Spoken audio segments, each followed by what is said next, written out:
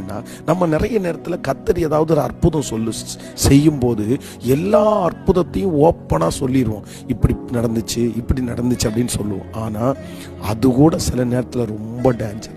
நிறைய பேருடைய பொறாமைக்கு அது காரணமாகும். நிறைய பேர் வித்தியாசமா இருக்கும். நிறைய பேர் பொய் சொல்றேன்னு கூட சொல்லுவாங்க. ஏன்னா ஆண்டவர் உங்களுக்கு செஞ்ச அற்புதத்தை சிலருக்கு நம்ம சொல்லி புரிய வைக்கவே முடியாது. அதனால நம்பர் 2, இரண்டாவது, உங்களுக்கு செய்த எல்லா அற்புதத்தையும் நீங்க சாட்சியா சொல்லாதீங்க. வெளியில சாட்சி சொல்றதுக்குன்னு சிலது இருக்குது.